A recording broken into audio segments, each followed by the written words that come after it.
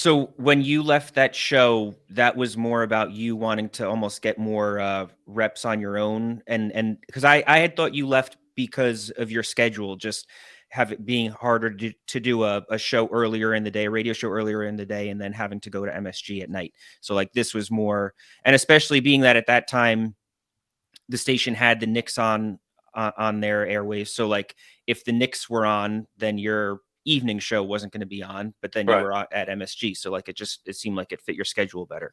It did. It worked out well because of that. And publicly, that's what I said.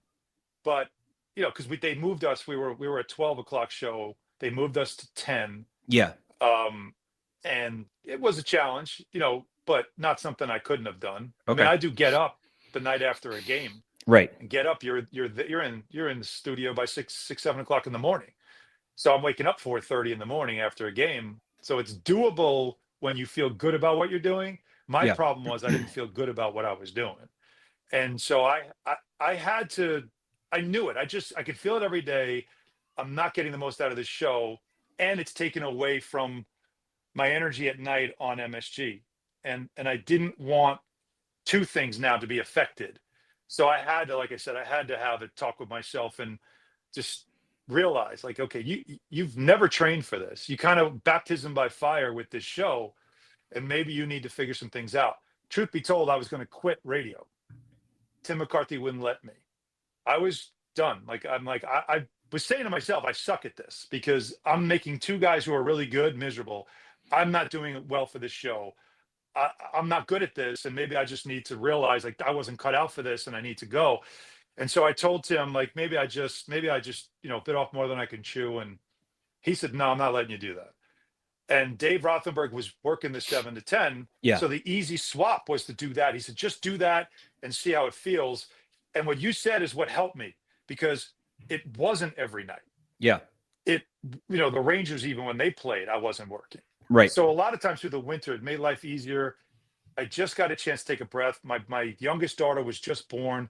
I got to be home during the day with her for her first 2 years, and it just helped me kind of reset. I listened to a ton of radio. I listened to the shows, and I started to figure it out. And then at night, being on my own, I had to learn how to run a show and make sure elements are in there and make it entertaining. And that just things just started to click. I had a bunch of young producers that night. Anthony Pusik's one of them. He now produces the afternoon drive for us. And Ty Butler, who's become a host, he was one of the producers. I just learned when I worked with them, collaboration, how important that was with producers rather than fighting with them. um, I had to just take a breath and figure it out. It's almost like I had to, and I hate to say minor leagues because night shows are not minor leagues, but I had to just kind of like go to the minors, work on my game, and then when it was time to come back, I was definitely well prepared and ready for it. So it could have been the worst thing that happened. It could have been something I just completely walked away from. And Tim just said, no, no, no, it's there. You just need to take a breath. I'm not letting you quit. Just do this at night and see how you feel. And then it's worked out for the better.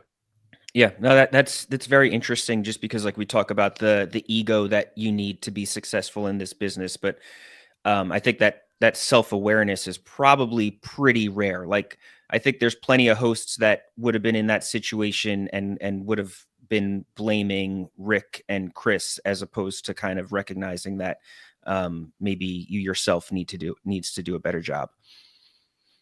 It's exactly true. I never wanted to blame them because all they wanted was to do a great show.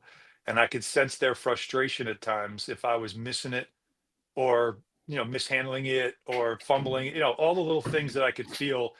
You know how it is. Like, when you're screwing up, like, when you're not right. Yeah. And that's what I kept feeling. And then you get the sense, and I guess one of my skills is awareness, if that's even a skill.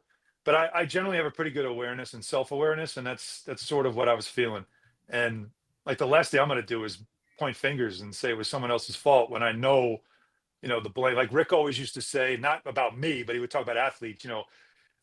Point the thumb, not the finger. That was his whole thing. So I would hear that and think to myself, yeah, you need to listen better. And I did a lot of listening back on shows that we did, especially certain segments, and then I would hear it like, oh God, like just hated it. And that was what led me to just that epiphany of you need to get away. Like you need to step back. Like they deserve better. And again, it proved out to be true.